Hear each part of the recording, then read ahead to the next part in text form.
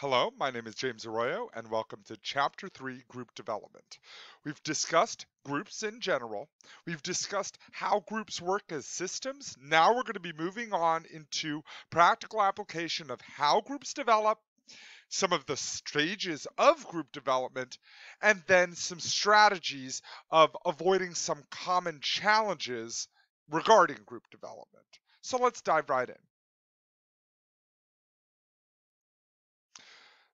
Primary group dimensions of groups, there are two specific primary dimensions of groups: task dimension and social dimension. Task dimension involves output and productivity. In other words, is the task getting accomplished? Whereas the social dimension relies more heavily on the output of cohesion, that we are working together, that we are working well together socially. Task and social dimensions are interconnected because if the task is not being accomplished, then the social dimension will absolutely suffer. If the social dimension isn't good and we aren't working well together and that cohesion is not happening, then the task dimension will suffer. So we need both of these to be well within acceptable ranges so that we have a perfect balance between these two. In general, cohesiveness enhances productivity unless it is overemphasized. Because what can happen with too much group cohesion is groupthink, that we will automatically go along with whatever the group says, even if we have legitimate concerns, just to maintain group cohesion. And this can be incredibly horrible, and it also very much creates something like a mob mentality. But let's start about building cohesiveness and bringing people together. When we do this, we should encourage compatible membership, that we are coming in together, but that this is compatible to our group goals. Because if we are just there for fun, then guess what? Our task goals will not be managed, and as a result, the group will overall diminish. Also, develop shared goals. One of the big um, one of the big challenges in regards to mission statements is that a mission statement has to be able to be met not just by the leader, or not only has to be wanted by the leader, but also by its members. Because if there is no shared goal, then we are all going towards different ones, and that can be diminish the group as well. Also, we should accomplish tasks, which would then create a positive history of cooperation. Because when we have a relational context where we have gotten a lot of things done, then we are going to continue to strive for those goals.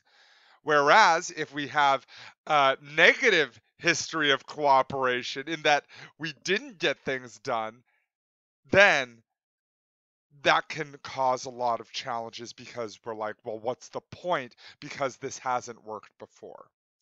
And overall, promote acceptance of group members, that we should accept everyone, even those that maybe are not working as well, so that they feel a part of the group and therefore will continue engaging within the group.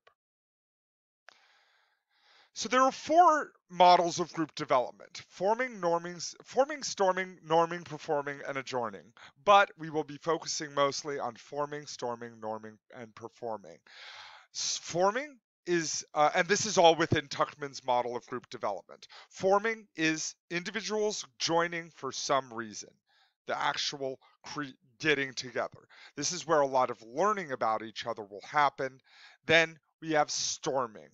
Storming is challenging each other, finding ways to uh, like who gets to be the leader, who does this part, who does that part, and because of this tension, it allows for the group to function well. Also, we have norming, standards and rules of conduct for members. This is very much where we get into some structuration theory, that we find rules, norms, and things like that for the group to be able to function. Then we have performing. This is working as a group, effort toward group achievement. This does not necessarily need to go in order, though. We could start it forming automatically and to start then norming and then having some conflict about those norms and then going back to performing. So there are times when things are skipped, but overall, we tend to go at least through all of these phases once. So we start with forming. This is gathering group members. The reasons we join the groups are many. Mostly they involve what motivates us to join these groups. And a big one is a need to belong. We feel this in many situations. Why is it that we joined our friend groups in high school, in college, maybe even in this class? Why are we joining into these groups? Because we want to belong to something. And I'm sure that at some point throughout our lives, we have felt a little bit lonely. And this is the symbol behind this need for belonging. We also have interpersonal attraction. This involves member similarity. We tend to look for people who are similar to us, and those people who are similar to us tend to be attractive to us. And I don't mean romantically, although that could happen, but more, what people do we want to get to know better? Also, we have attraction to group activities. Fraternity and sororities cannot do a lot of their activities if not for the group. So they form into those groups to allow themselves the ability for these group activities. We also have attraction to group goals. This is more task over social dimensions, but there are some tasks that need to be accomplished in groups. That for your group projects, there are absolutely group goals that need to be accomplished, and task goals may take precedent over social goals. But keep in mind that social goals are still a valuable part and something that needs to be achieved, at least in some form, so that the task goals can be accomplished. And establishment of meaning and identity. This involves social identity theory, that when we have an individual identity and a social identity, and an individual identity is how we see ourselves in honest moments of self-reflection. But we also have a social identity of how we see ourselves within groups. Some social identity may be, I am an actor because I have acted in these groups. I am one of the cool kids because I hang out with the cool kids, etc., etc. And we start gaining some pride and self-esteem as a result of those group memberships. Another example could be the honor program at our college, or maybe even in high school. And this enhances our pride, our self-esteem, and as a result, we want to maintain our membership within these groups. And then fulfillment of unrelated needs. This is very much just a cover-all for everything else, because there are sometimes needs that need to be accomplished that are beyond these. A good example of this may be government situations, or maybe even organizational situations where there may not be a necessary group goal, but it is more just maybe fact-finding or something. Reasons why people join groups can affect productivity and cohesiveness. Because if someone joins a group just for the social, just because of interpersonal attraction, they were like, oh yeah, these people sound like really cool people to hang out with.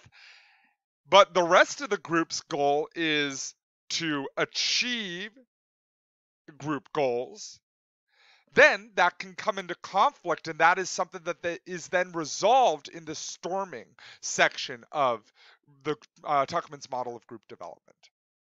There are many benefits and challenges of these sorts of differences between people, and this very much plays into the forming dimension. Groups usually benefit significantly from diverse membership. We've talked about this before. Deep diversity are varied skills, perspectives, backgrounds, information, and experiences, and to provide a wide array of problem-solving and decision-making groups. We already know this, but it can also pose serious challenges. Conflict and misunderstanding, non-participation, and traditionally gendered and all of this can create some serious challenges. Think back to what has sometimes happened is that traditionally gendered occupations, once uh, people of different genders come into those things, then there is a little bit of challenge. There is um, a little bit of storming, a little bit of conflict. But this obviously, there's a lot of benefit from adding people in those situations. One example is um, uh, uh, orchestras. That sometimes orchestras overall have been a predominantly male gendered occupation, maybe like 20, 30 years ago. But as women are starting to join in, not to mention that has posed some serious challenges because there is it changes the group dynamic, as we know from systems theory. All things are interconnected, and as a result, uh, by adding new deep diversity into it, it can change the group dynamic and cause ripple effects throughout the organization. But this is still something that is highly valued. In fact, to the point where a lot of orchestras are doing blind auditions where the person is standing in front of a sheet and playing their whatever instrument so that they are then judged on the quality of their performance, not by their gender.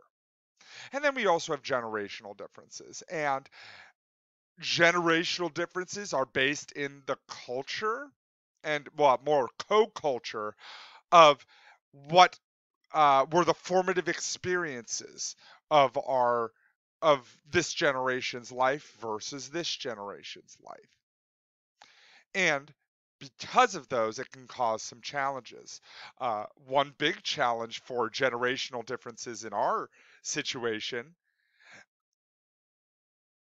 willingness to engage with media or social media or technology that maybe older generations, and I'm that may not be as willing to engage with those new technologies.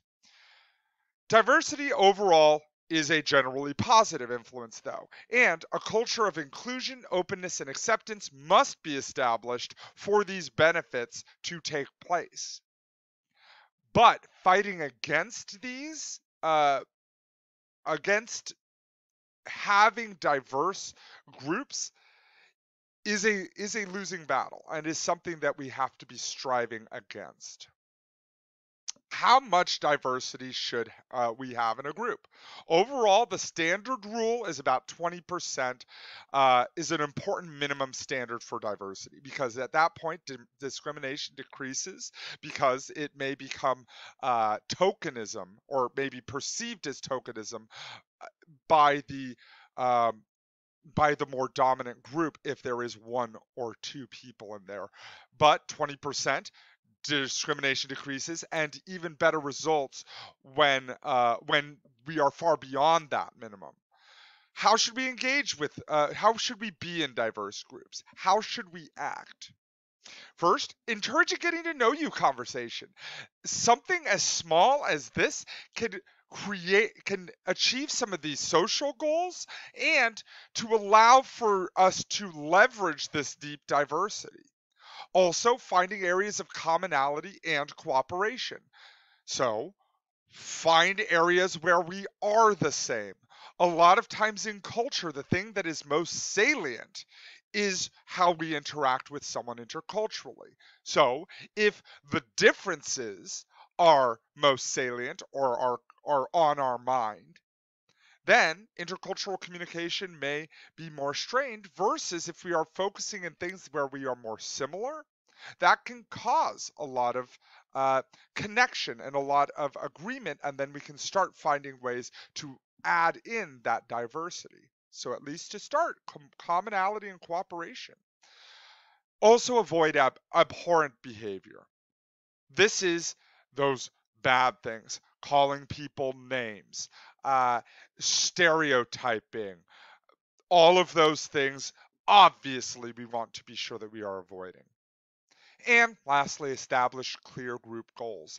That what is sometimes incredibly challenging is that if someone is doing something wrong, but there are no clear group goals, uh, sorry, if someone's not going towards the group goals and someone feels, if someone is not going towards the group goals, but there were no clear group goals established, then as a result, there's no way to fix these problems or to show them, hey, you really aren't going towards these goals. Next, we talk about storming. This is feeling the tension of it. We want to be sure that we are finding both the level of tension that galvanizes the group and effectively managing group tension. These are both important factors to group development that we want to find. It shouldn't be so tense that we are not getting things done and that we're constantly fighting, but not so little that we aren't doing anything. Primary tension involves jitters or uneasiness at the start of group meetings. Joking, laughing, chatting about your interests, experience, beliefs, or non-controversial topics all serve to reduce this primary tension. So this tends to go very quickly. Engaging in small talk to relieve primary tension can have cultural variations, though, that some may deem as small talk in especially monochronic or individualistic cultures, that this may be seen as a waste of time, whereas in collectivistic or polychronic cultures, they may tend to be more open to this small talk and may want to have a longer, more prolonged small talk phase. Next, we talk about secondary tension, and this is stress and strain that occurs within the group later in its development. So, um, these are the things that happen after the fact, after we've already started to get to know each other. Whatever the cause is, you should expect some secondary tension in long-term groups. In fact, if we do not have secondary tension, then that can be a serious problem and can involve too much group cohesion, and maybe we are not even accomplishing our tasks. Generally, a group's inability to accomplish tasks and maintain a satisfying social climate is a rule of thumb for determining excessive tension in the group. So, if it is too much, these things will happen. An inability to accomplish tasks and maintaining a satisfying social climate. If those things are not there, then we have to check that. That is a warning sign. That is the canary in the coal mine of too much secondary tension. But we will have it, and managing it is what we should strive for. So how can we find a balance? Tolerate, even encourage disagreement. The reason why is because if you are not encouraging this disagreement, there are two options. One person may have disagreement, but is just not discussing it, and this can boil over into some serious challenges. But the second one is that, well, I mean, that is the big one. Also, keeping a civil tongue. That when there are disagreements and when is that tension, we should always strive to show respect for the other person. And keeping a civil tongue is an important factor in this because we can end up escalating tensions if we are not civil. Also, be an active listener. This involves not just listening, but showing that you are listening through paraphrasing, through showing your understanding and nonverbal feedback. We show this active listening through eye contact, repeating what the other person has said in your own words, looking at them.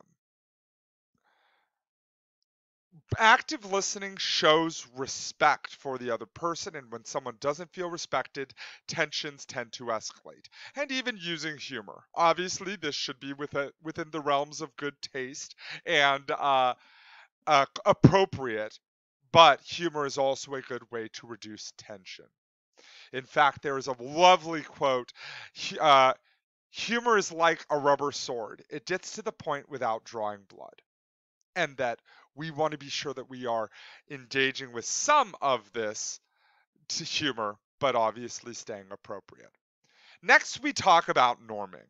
This is the rules that establish standards for appropriate behavior. There are explicit norms, rules that are expressly identified that expressly identify acceptable behavior, versus implicit norms, which are rules that are indirectly indicated by uniformities in behavior, attitudes, or of the members. For example, one of the established explicit group norms in a classroom may be you should not use your phone in class. Versus if an implicit one may be that we should all be looking forward. That is not something that I have explicitly stated, that everyone has to be looking forward in a classroom setting. And I am, of course, talking about an in-person class setting. And if everyone just moved their desks to look backwards, that wouldn't have been an explicit norm that is stated. But obviously, uniformities in behavior and attitudes of the members very much are affected, and it is something that is very much implicit. There are many sources of norms from systems outside the small group. Guess what? Attendance has to be taken by the standards of the college. As a result, I take attendance every day. That is an explicit norm that is stated. Also, influence of a single member can also shape the norms. A good example of this is tardiness. If one person, even one person, shows up late consistently, that may affect the group norms. That maybe some other people may say, well, I don't. The group won't start talking until 5 minutes after when Steve gets here, so therefore I won't do it on it. I won't show up till 5 minutes late. Or that the first 5 minutes may just be small talk, and that may be an implicit norm because we want to be sure that everyone's there. And then the group itself can start creating some of these norms naturally on its own. What are some of the ways to achieve our tasks? There start to be norms and roles and power structures that allow for the system to function effectively. Again, structuration. Now we have conformity, and this is group pressure. Conformity is the adherence to group norms by group members. Conformity can have serious negative consequences, but it is not always negative. Think like Goldilocks. The goal should be like Goldilocks. We should not have so much conformity that the group is unable or unwilling to offer disagreement. In fact, one of the primary causes of the Challenger space mission disaster that was too much conformity. What happened was NASA was on a strict deadline, and there were a lot of challenges with that particular mission. It was delay after delay after delay after delay. And they were finally like, you know what, we just need this stuff up in the air. And there was strong group pressure in that situation on the specific work teams working on the spaceship. What happened was that one of the work teams found that there was a structural challenge with the O-rings. I don't know exactly what it is, but there was a technical malfunction. But the higher ups were like, let's just get it up in the air, let's get it up in the air. And those work teams stopped offering that disagreement for conformity. Hey, maybe it won't go wrong, but it did. And as a result, it blew up, and it was that space mission blew up, and it was one of the biggest space disasters in our national history. So we can have too much conformity, but on the flip side, we can also have too little conformity, and that can also be bad. Think about a group project where every person had an idea of what they wanted to do, and every single person was not giving in on anything. That would be too little conformity. That we were able to offer disagreement as much as possible, but at some point we also have to defer to what the group wants. So, why is it that we conform? There are two big reasons. First, we want to be liked. You know, when we feel that when we conform to group norms that people will like us more. And you know what, that kind of is true. We want to be agreeable sometimes. But we also want to be right. And this is kind of an interesting one that plays in, because what are the odds that everyone else is wrong, but I am right? And this is very much taken place in the Solomon Asch conformity studies, where people were shown multiple uh, lines of varying lengths, and there were 5 Confederates, meaning people who were with the experimenters, and they would all say the wrong answer. And then the very last person would also say the wrong answer, even though it was obvious that it was, because of this pressure to conform. When do we conform? The stronger the cohesiveness in the group and the social identity with the group, the greater the conformity of group goals. Let's break this down a little bit. First, the stronger cohesiveness in the group. So if there is less and less and less disagreement, then it is less likely that I will disagree as well. In the same way, so in other words, not just conforming to what the group is, the policy at place, but also conforming to the group goal norm of just being agreeable. And also social identity. How strongly do I hold this social identity for myself? This is very much relevant within cults. Cults play on this very strong group identity, this social identity, and because this identity is incredibly valuable to me, that if I were to break from that, then it would be an incredibly awful thing for the group. And there are actually explicit and very, very unethical results that occur from breaking group norms in those situations.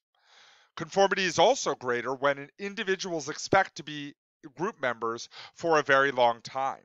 Funny enough, this is actually, if anyone's ever heard of the prisoner's dilemma, that either we work cooperatively and we do not get as bad of a negative outcome, or we act competitively, and if I act competitively and the other person acts cooperatively, then I will get no punishment, but the other person will get a bigger punishment.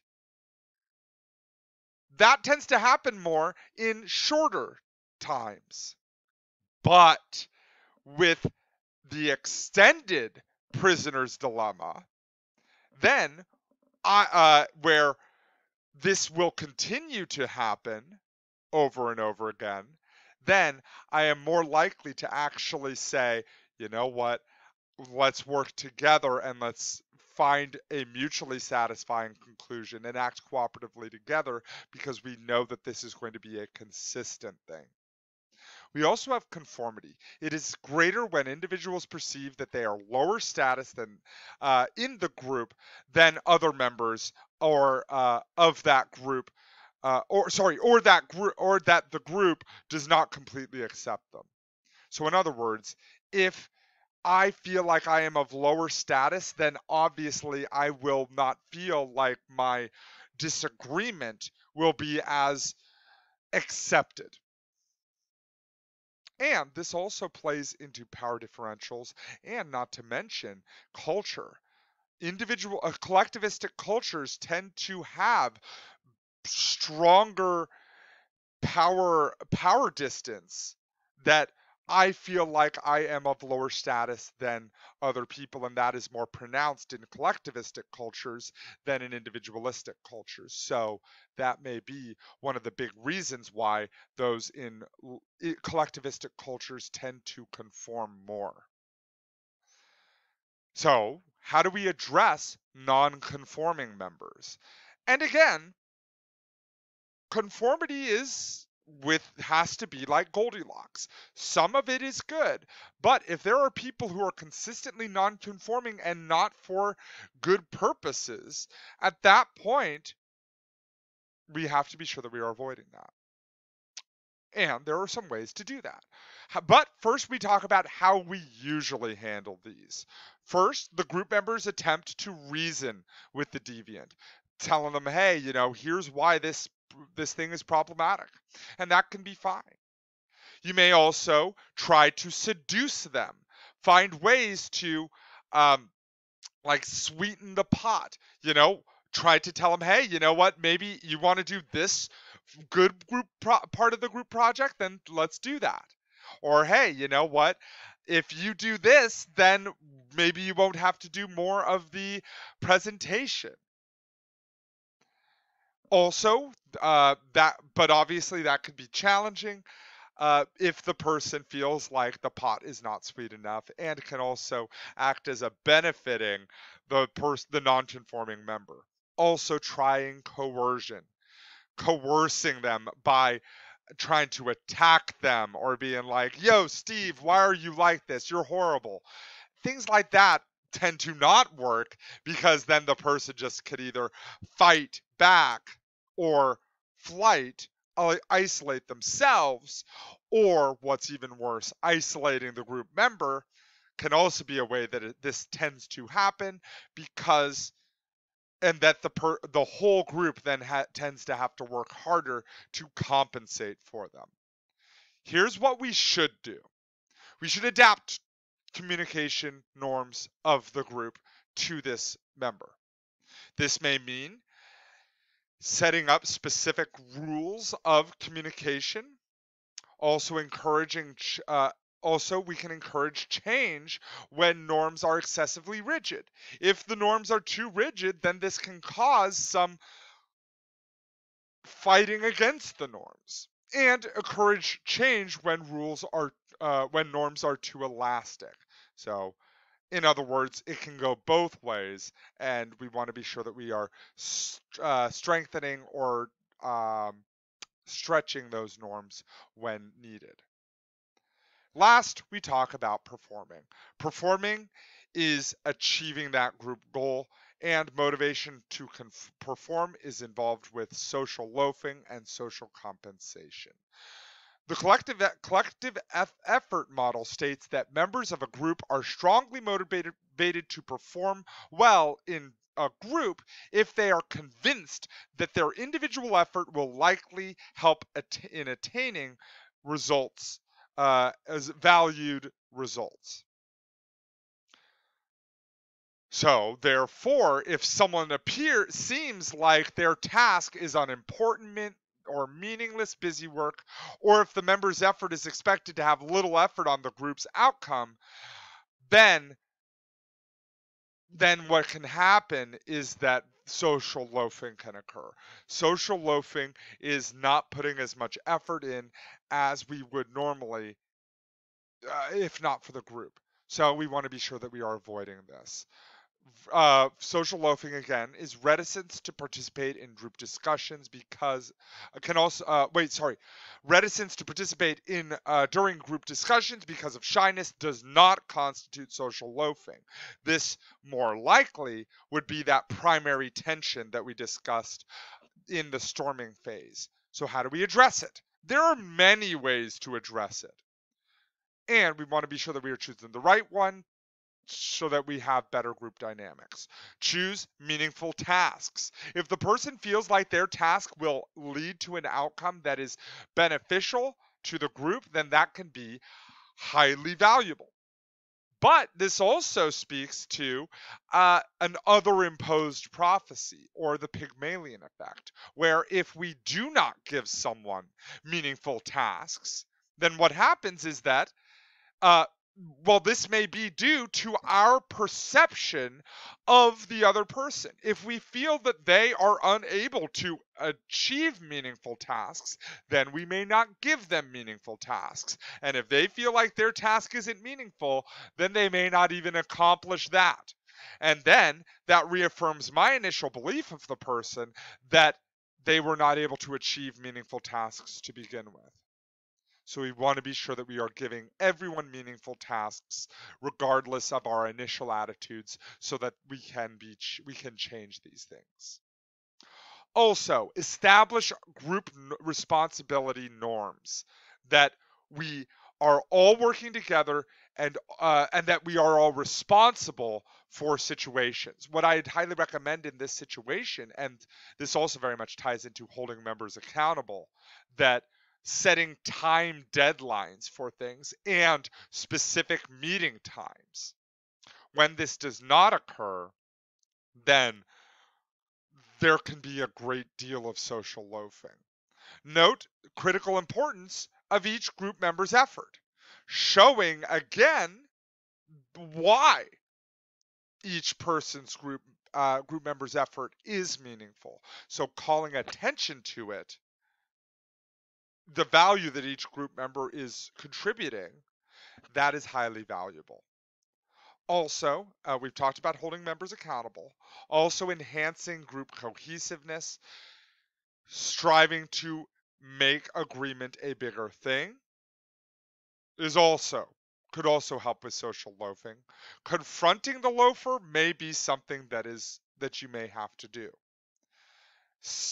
Directly addressing them in a respectful way is one way to manage it, and if the whole group comes in and confronts the loafer, that can be even more beneficial.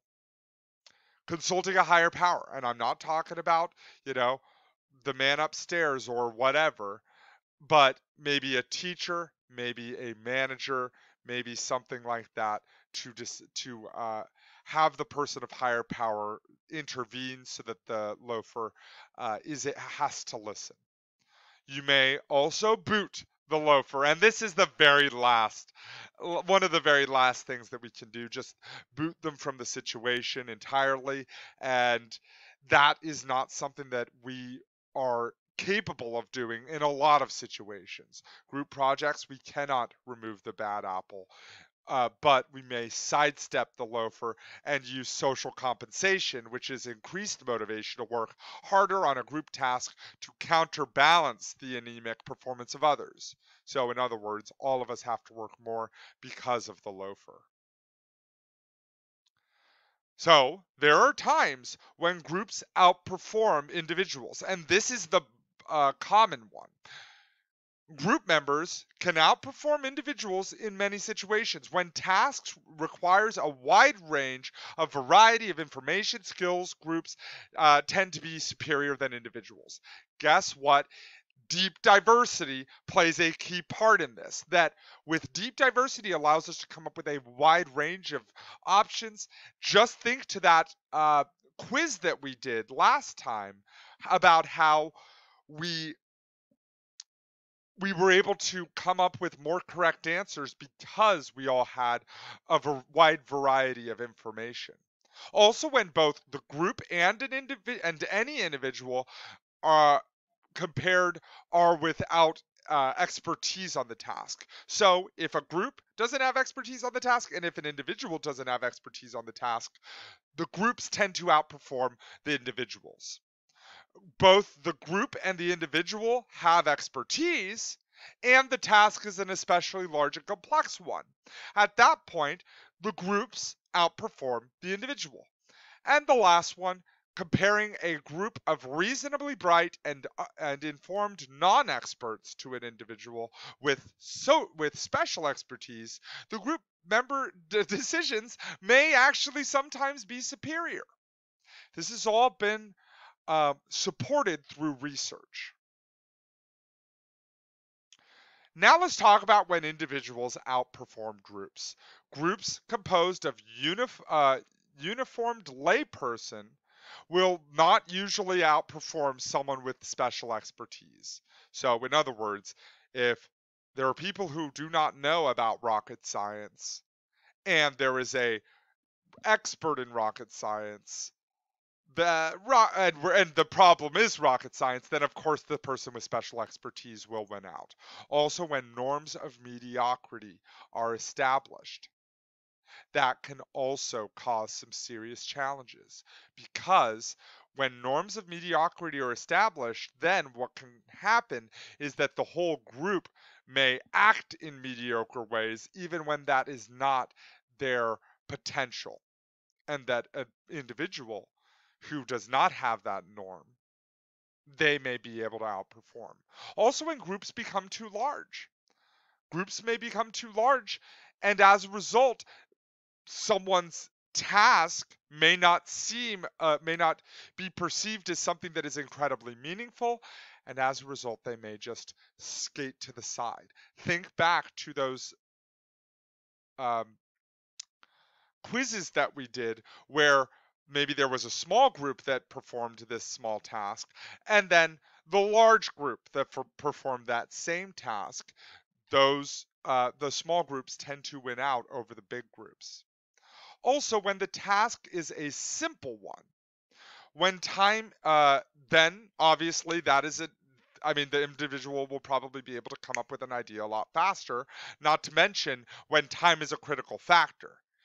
In fact, in a lot of crisis situations, there is usually one leader that emerges and takes complete control over the situation because time is a critical factor. So, general advice of groups in total: focus on the task.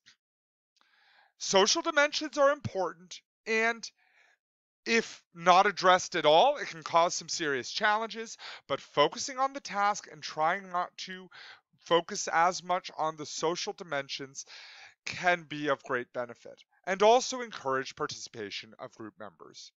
When we encourage participation, when we allow people to participate, then they feel like uh, their their additions are valuable, and also it shows respect, that the person is respected and we want them to participate because we know that their participation is going to bring value to the group. And that concludes chapter 3. Have a great rest of your day, and I will see you next time.